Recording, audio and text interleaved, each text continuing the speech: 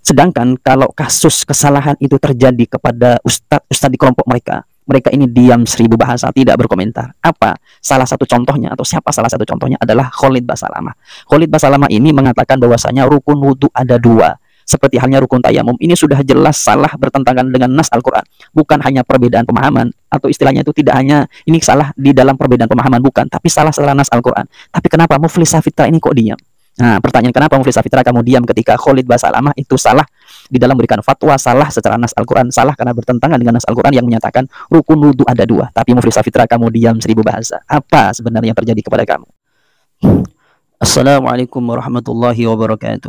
Bismillah, alhamdulillah, wassalatu wassalamu ala rasulillah Muhammadin sayyidil mursalin wa ala alihi wa sahbihi ajma'in, amma ba'du. Ikhwan dan muslimin yang dimuliakan Allah, pada kesempatan kali ini kita akan mereaksi salah satu video dari Muflis Safitra, ya kalau nggak keliru, atau yang disebut dengan Ustadz Muflis Safitra, yang menanggapi videonya Ustadz Adi Hidayat atau Uwah. Kalau kita lihat di dalam video nanti yang kita tayangkan ini, Muflis Safitra itu memposisikan dirinya seakan-akan seseorang yang selalu berpendapat dengan pendapat yang rojeh begitu. Padahal kalau kita lihat ya tentang masalah Muflis Safitra ini, di video-videonya saya lihat ya seperti itu pembahasannya sama. Ustadz Wahabi itu di dalam pola berpikirnya, pola menerangkannya, pola dia berfatwa itu sama semua. Tidak ada yang jauh beda gitu ya. Mungkin 11-12 begitu ya. Tapi sebelum kita berkomentar panjang lebar, kita saksikan dulu videonya Muflis Safitra yang mengomentari videonya ya Ustadz Adi Hidayat. Jari jemari ini kadang-kadang lebih cepat daripada otak, sehingga kurang bisa jernih dalam melihat sebagian masalah. Yang dipertanyakan itu adalah Anda ngomong surat musik itu, mana ulama yang mendahului Anda dalam berbicara tentangnya? Kok Anda lancang gitu loh berbicara masalah agama yang Anda nggak punya ulama mu'tabar yang mendahului Anda. Kalau soal musiknya mah sudah lewat, dikasih tahu ribuan kali juga Anda kalau memang kekeh dengan pendapat yang lemah, selesai. Kita nggak akan maksa untuk orang memilih pendapat yang lebih rojih dan meninggalkan yang marjuh. Yang kami pertanyakan adalah mana ulama yang mendahului Anda dalam masalah ini. Anda menjawabnya dengan hukum musik. Harusnya tuh kalau salah ya salah aja, tinggal minta maaf, simple. Wahai masyarakat, saya mohon maaf, saya salah, selesai. Tapi sudahlah, kan memang sudah kebiasaan bikin salah, tapi setelah itu berperan jadi korban.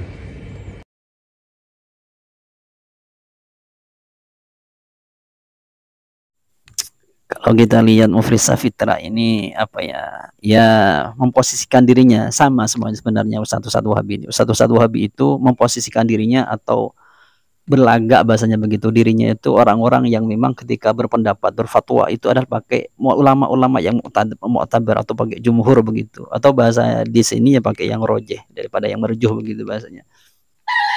Ketika Muflis Safitra ini menanyakan mana sebenarnya ulama yang mendahului, kalau bahasanya kita itu adalah mana ulama yang mu'tabar yang dibuat tendensi oleh Uwah atau Ustadz Adi Hidayat yang menyatakan bahwasanya asy'ara ini merupakan atau bermakna ayat musik begitu, atau bermakna musik itu mana sebenarnya begitu.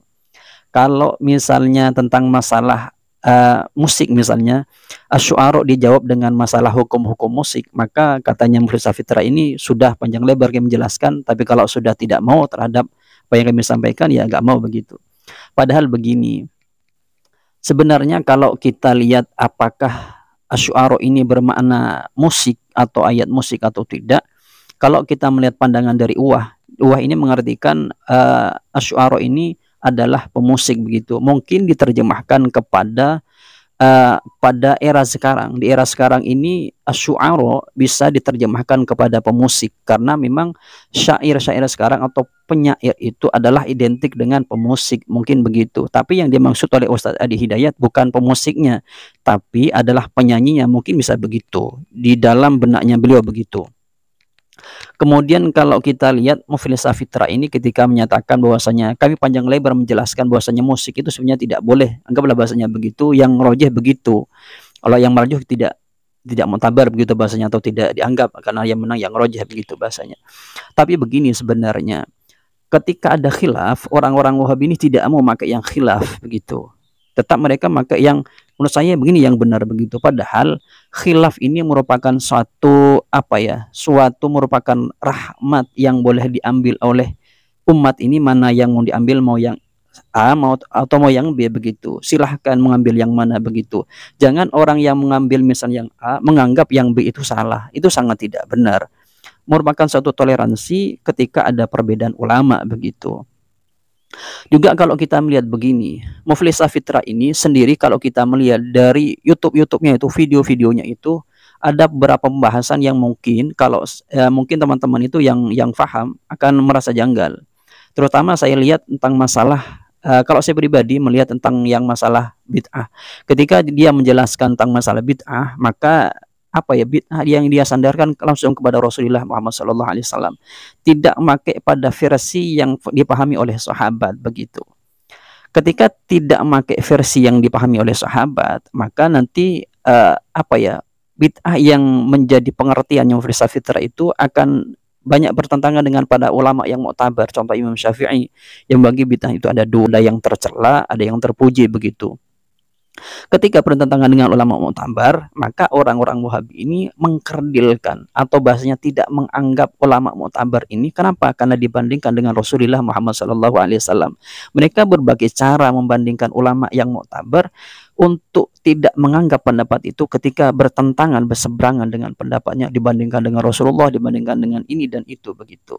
Inilah gaya yang juga termasuk yang diadopsi oleh Muflis Safitra.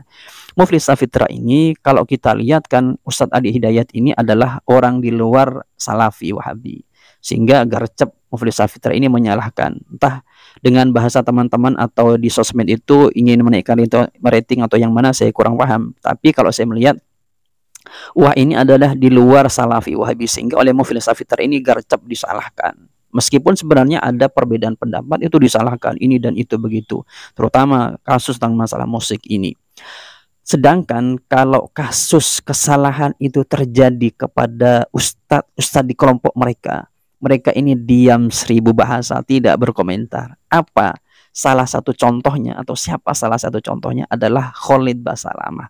Khalid Basalamah ini mengatakan bahwasanya rukun wudhu ada 2. Seperti halnya rukun tayamum, ini sudah jelas salah, bertentangan dengan nas Al-Quran. Bukan hanya perbedaan pemahaman, atau istilahnya itu tidak hanya ini salah di dalam perbedaan pemahaman, bukan, tapi salah secara nas Al-Quran. Tapi kenapa Muflis Safitra ini kok diam? Nah, pertanyaan, kenapa Muflis Safitra kamu diam ketika Khalid Basalamah itu salah di dalam memberikan fatwa, salah secara nas Al-Quran, salah karena bertentangan dengan nas Al-Quran yang menyatakan rukun wudhu ada 2. Tapi Muflis Safitra kamu diam 1000 bahasa. Apa sebenarnya yang terjadi kepada kamu? Itu pertanyaan besar sebenarnya.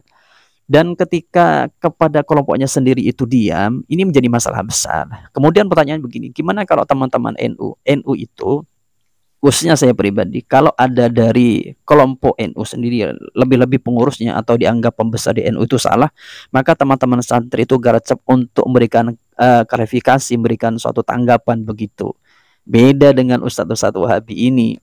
Seakan-akan mereka ini memberikan kesan kepada masyarakat bahwasanya ustadz-ustadz Wahabi Salafi ini tidak salah, tapi cuman memang keliru yang ditoleransi begitu bahasanya mungkin. Padahal salahnya itu salah fatal begitu.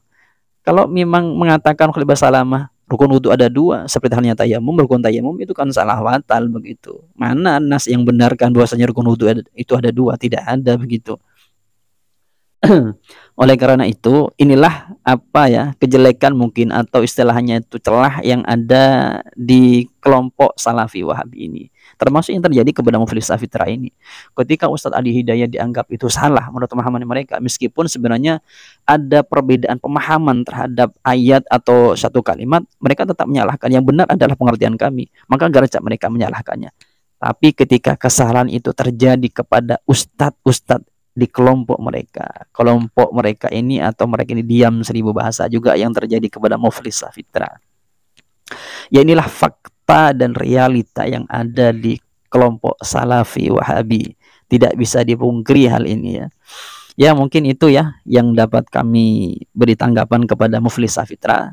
Ya teman-teman yang bisa menyampaikan video kami terhadap Muflis Safitra, tolong disampaikan biar Muflis Safitra juga paham dengan apa yang terjadi pada kelompok mereka sendiri. Dari kami kurang lebihnya, assalamualaikum warahmatullahi wabarakatuh.